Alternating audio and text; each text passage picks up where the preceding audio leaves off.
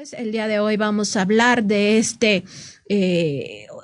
informe tan relevante que ha presentado el Grupo Interdisciplinario de Expertos Independientes. Es el tercer informe que presenta sobre el caso Ayotzinapa, y en ese sentido vamos a revisar que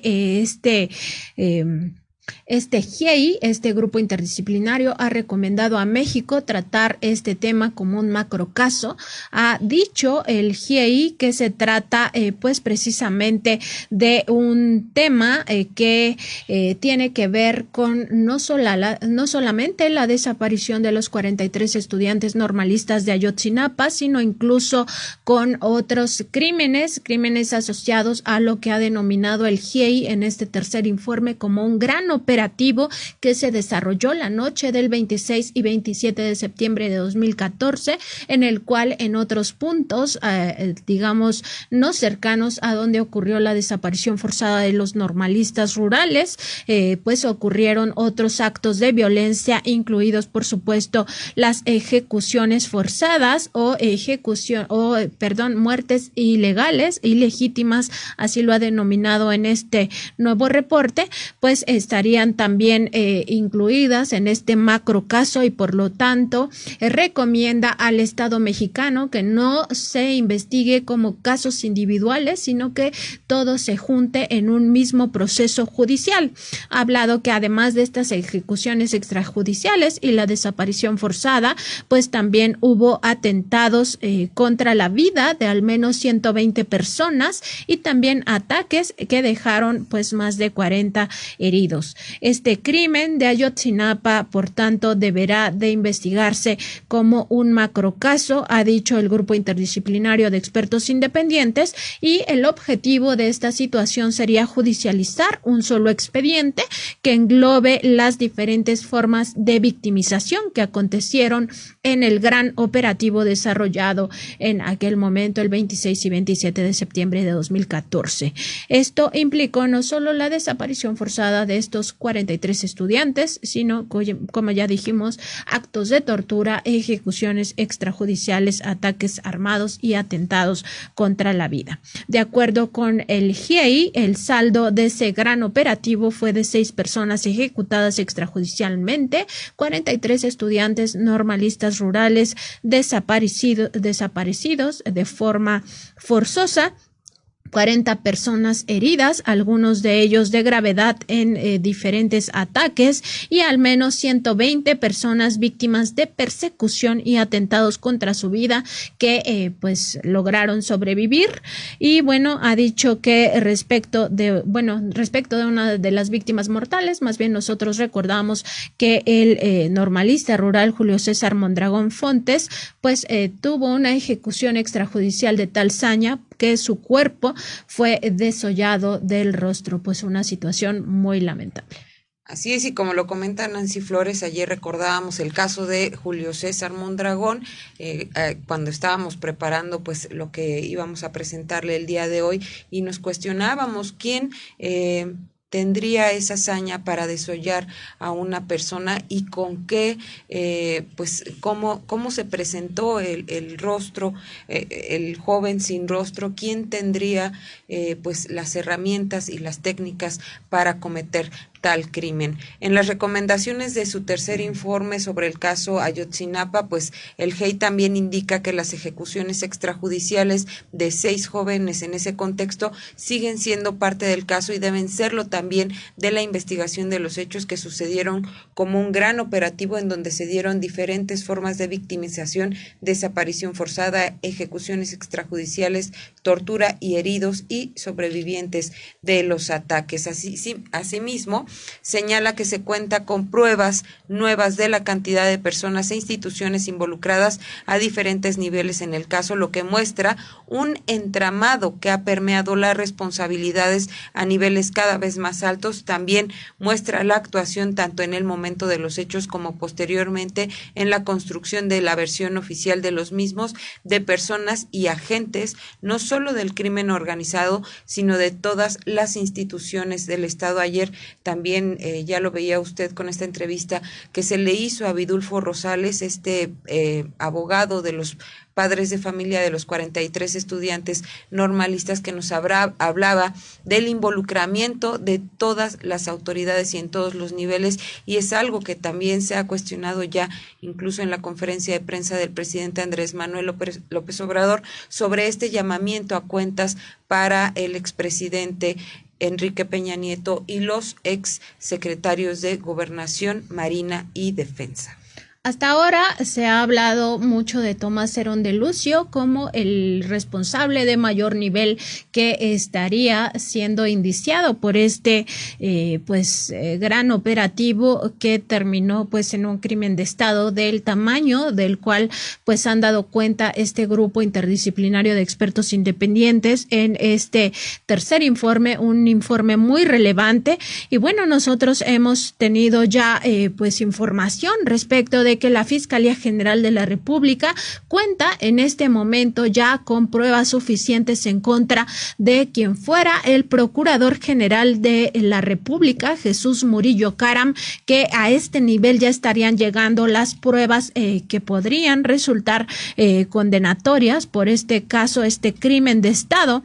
Y bueno, a esas pruebas ahora se suma este video que ha presentado el Grupo Interdisciplinario de Expertos Independientes en este tercer informe, que de forma íntegra ha sido entregado ya a la Fiscalía General de la República, en el cual se observa a el exfuncionario, a Jesús Murillo Caram, en compañía de Tomás Herón de Lucio, arribar al lugar, a este basurero de Cocula, aquella mañana del 27 de octubre de 2014, minutos después de que unos 12 marinos, 12 elementos de la Secretaría de Marina manipularan la escena donde supuestamente habían sido calcinados los cuerpos de los 43 normalistas rurales, y también días antes de dar a conocer esa mal llamada verdad histórica en la cual este funcionario, exfuncionario de Enrique Peña Nieto, indicaba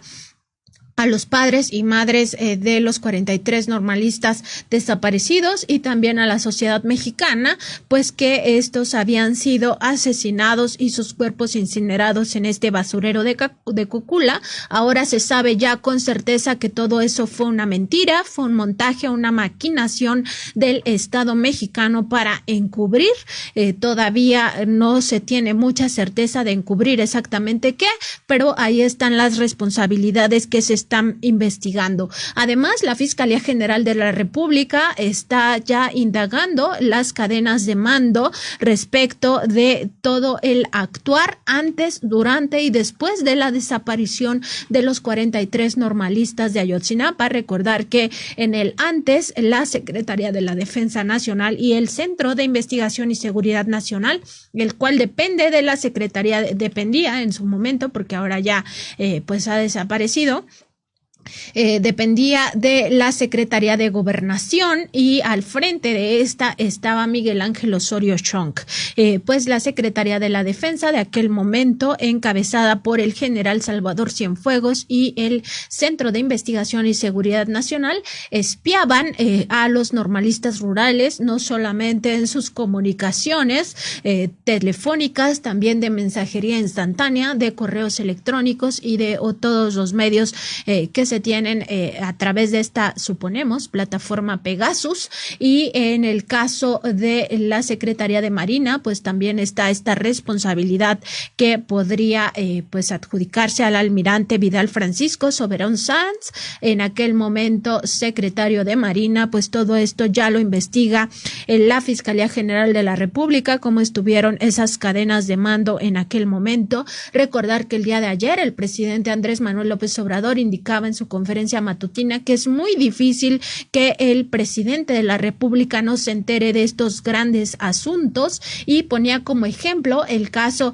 de la fallida detención de Ovidio Guzmán López, hijo del narcotraficante Joaquín Guzmán Loera, un operativo fallido en el cual fue el propio presidente de la República quien determinó ya no continuar con esta operación cuando el cártel de de Sinaloa había amenazado con agredir ya a la sociedad e incluso pues se estaba planteando un escenario muy terrible allá en Culiacán, Sinaloa. Pues eso ha apuntado el día de ayer el presidente López Obrador, que sería muy difícil que el presidente de la República en su momento no estuviera al tanto de este caso. Sin embargo, sería muy difícil para la Fiscalía General de la República. Eso es lo que nos han comentado quienes son cercanos a estas indagatorias. Sería muy difícil establecer que la orden vino de la Presidencia de la República, y también teniendo en cuenta pues la debilidad que tenía el propio presidente Enrique Peña Nieto. Recordar que en su sexenio quienes realmente mandaban era por una parte su secretario de Hacienda, Luis Videgaray, y también por otra su secretario de Gobernación, entonces Miguel Ángel Osorio Chong. Pues muy importantes estas investigaciones. Vamos a escuchar ahora un audio de Miguel Ángel Osorio, del ex procurador Jesús Murillo Caram, que pues habla precisamente de estos supuestos hallazgos en el basurero de Cocula, que ahora se sabe todo fue un montaje establecido por 12 elementos de la Secretaría de Marina. El gobierno federal ha encabezado un gran esfuerzo en lo que se puede considerar una de las más complejas operaciones que se hayan hecho en tiempos recientes. 10,000 elementos, entre policías, soldados, marinos, ministerios públicos, investigadores y peritos, que han estado en la zona buscando la pista precisa para la ubicación de estos jóvenes. En la anterior conferencia les precisé que teníamos detenidos a quienes privaron de la vida a 6 personas en Iguala el 26 de septiembre y también a los que detuvieron, secuestraron, trasladaron e integraron al grupo de personas de la organización criminal Guerreros Unidos.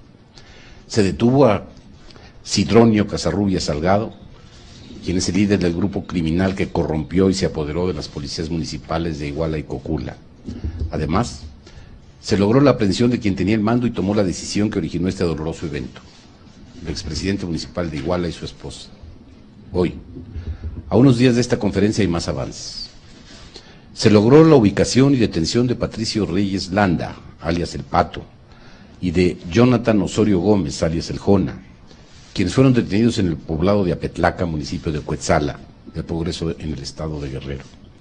Estas 2 aprehensiones derivaron en la localización y detención en Cocula de una tercera persona de nombre Agustín García Reyes, alias El Chereje. En pantalla se encuentran las fotos de los 3 detenidos. Los 3 capturados son miembros de la organización criminal Guerreros Unidos y al rendir su declaración, confesaron haber recibido y ejecutado al grupo de personas que les entregaron los policías municipales de Iguala y Cocula. El gobierno de la República comparte con las familias y la sociedad en general la necesidad de dar transparencia a esta investigación y por ese motivo hemos considerado la importancia de hacer del conocimiento público paso a paso los avances dados en primer término a las familias que sufren las consecuencias de la desaparición, pero también a una sociedad agraviada por un acto delincuencial que no se puede permitir y que no se debe repetir. Ahí vemos al ex procurador Jesús Murillo Caram, quien hablaba de esta verdad histórica en donde pues vinculaba a Guerreros Unidos en este terrible crimen, pero ahora, bueno, ya el GIEI nos ha demostrado que los normalistas estaban incluso infiltrados, que después la Secretaría de Marina participó en este, pues cuando montaje de la verdad histórica, y pues además de esos 6 detenidos que en ese momento nos hablaba Murillo Caram, aquí la pregunta es cuántos y de qué más altos niveles deberían de estar tras las rejas y rindiendo cuentas por esta desaparición de 43 jóvenes y todas las víctimas que sufrieron esa noche de Iguala. Entre las recomendaciones del tercer informe del GIEI, los expertos abordan temas de acceso a la información, el fortalecimiento de la investigación, los procesos de búsqueda, la investigación de torturas, el sentido y apoyo a los familiares de las víctimas y la experiencia de otros casos. Asimismo, reitera la necesidad de agotar todas las recomendaciones del GIEI de conformidad con la medida cautelar MC/409/14, dictada por la Comisión Interamericana de Derechos Humanos, que mandó la creación del grupo interdisciplinario y avanzar en todas las hipótesis que se han considerado en los 3 informes. Estas son algunas de las recomendaciones: acceso a toda la información, llevar a cabo la desclasificación y acceso a la información completa, que sigue siendo parcial en algunas informaciones, y fuentes clave como transcripciones completas de interpretaciones de comunicaciones. Esta conferencia de prensa de Jesús Murillo Caram ocurrió el 7 de noviembre de 2014 y entonces se hablaba de este basurero de Cocula, de los hallazgos en bolsas que recuerdan esos bultos de los cuales acaba de hablar el GIEI respecto de la manipulación en la escena del basurero de Cocula por parte de 12 elementos de la Secretaría de Marina el 27 de octubre de 2014. Esto se daba el 7 de noviembre de 2014. Asimismo, se presentaban en esta conferencia de prensa de Jesús Murillo Caram videos de los presuntos delincuentes, pues dando testimonio de la supuesta cremación en este lugar, de la desaparición vía calcinación de los huesos de los normalistas rurales, de los 43 normalistas rurales. Con ello se establecía esa supuesta verdad histórica. Ahora se sabe que es una mentira, un montaje de parte de estos exfuncionarios de la República, y por supuesto todos estos elementos ya los tiene la Fiscalía General de la República. También se sabe que estos presuntos delincuentes habían sido torturados para dar a conocer estas versiones que se daban cuenta aquel 7 de noviembre de 2014 en esta conferencia de Jesús Murillo Caram.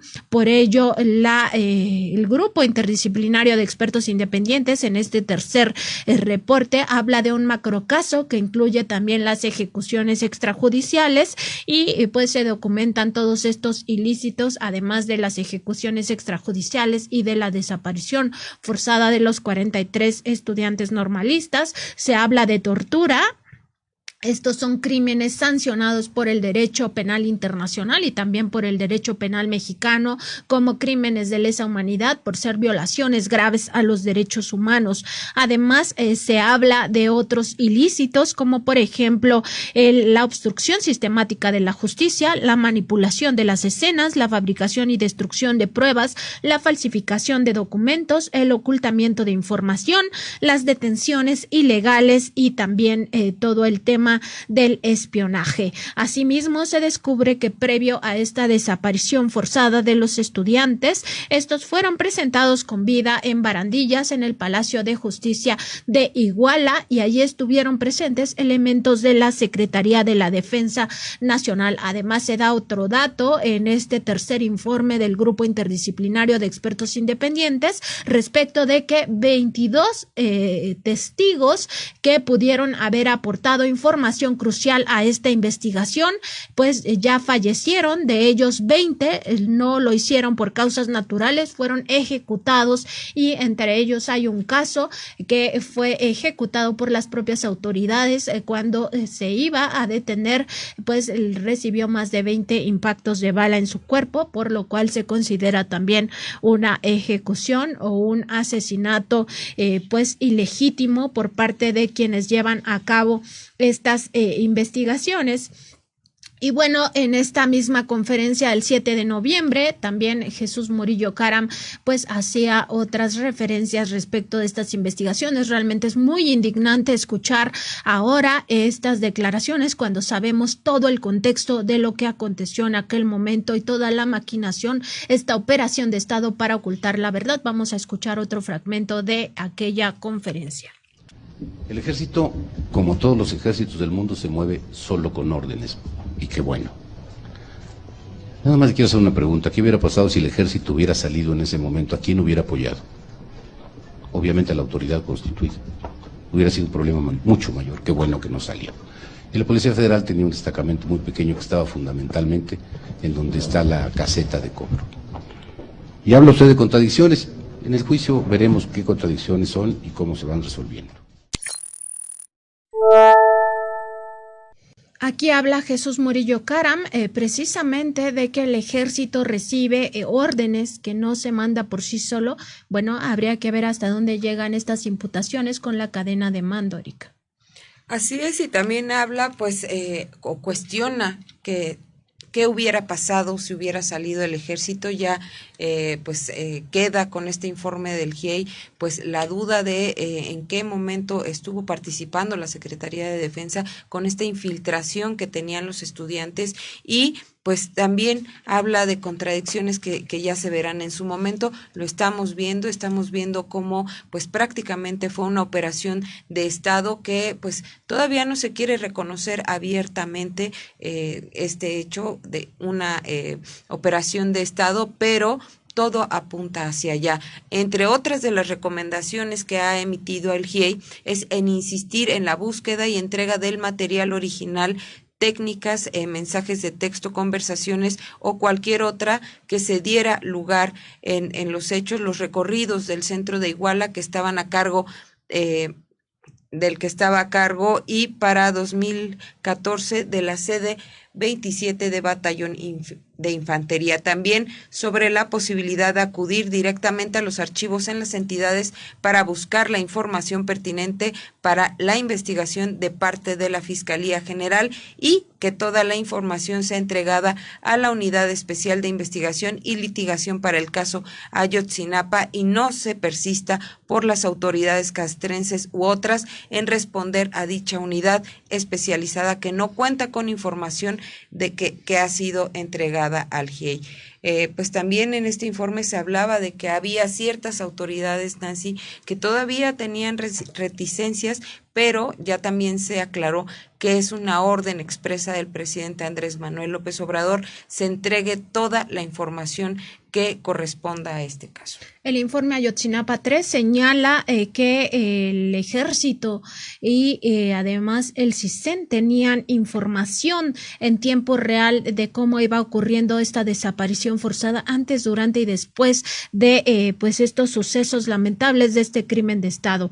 Incluso se señala que pues como parte de estas labores en contra del narcotráfico, la Sedena, la Secretaría de la Defensa Nacional, tenía control del C4, recordar esto es muy importante, y además tenía infiltrados, es decir, bajo vigilancia, bajo espionaje a algunos elementos del Cártel de Guerreros Unidos, y con ello pues tenía acceso a las comunicaciones que se estaban dando en tiempo real respecto de esta desaparición forzada.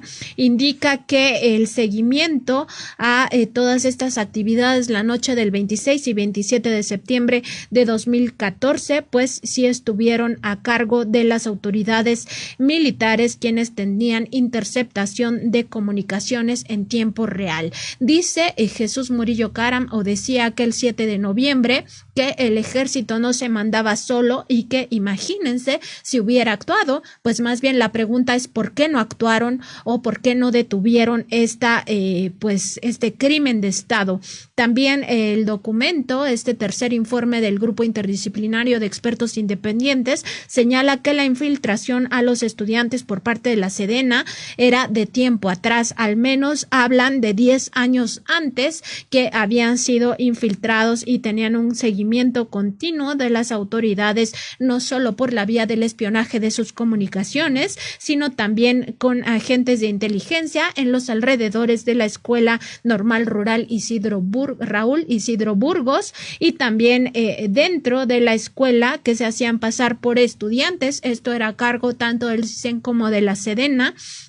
Uno de ellos, incluso se señala en este informe del GIEI, se encontraba entre estos 43 estudiantes desaparecidos. Además, se indica que se trata de al menos tres militares que tenían esta fachada de estudiantes que estaban infiltrados en esa normal rural como parte de estas labores de contrainsurgencia del ejército mexicano. Todo esto, por supuesto, pues en un marco marco no legal, porque el ejército no tiene facultades para ello, ninguna ley le da estas facultades, y bueno, digamos, toda esta infiltración que tenían en tiempo real, que sabían lo que estaba pasando, que incluso estuvieron presentes militares al momento en el que los estudiantes estaban en barandillas, en estos separos del Palacio de Justicia de Iguala, pues no hicieron nada para cancelar esta desaparición forzada, y de ahí pues viene toda la maquinación que ha hecho el Estado mexicano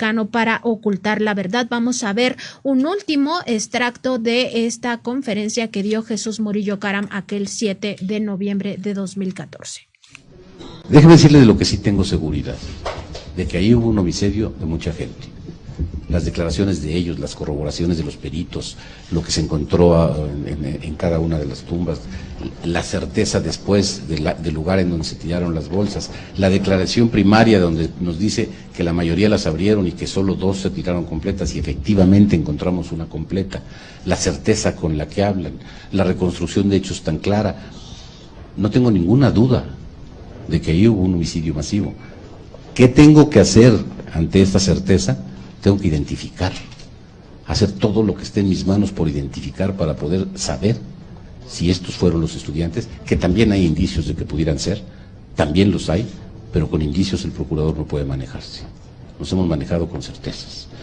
En el primer caso, en cuanto a policías, presidente municipal, y seguramente así irá la consignación, de desaparición forzada. Es un caso típico de desaparición forzada. Y luego, si hay muertos, es un homicidio. Usar las palabras así nada más es un poco peligroso. Un crimen de Estado es una cosa mucho mayor. Iguala no es el Estado mexicano. Es obvio, es natural. Yo puede ser que reaccionaría también con una enorme incredulidad. Si usted recuerda los últimos casos en que se han identificado este tipo de cadáveres, la actitud de los familiares siempre es de rechazo, de entrada. Se niegan a aceptar esa posibilidad. Y es normal, puede ser que yo haría lo mismo, y le aseguro que usted también. No me sorprende.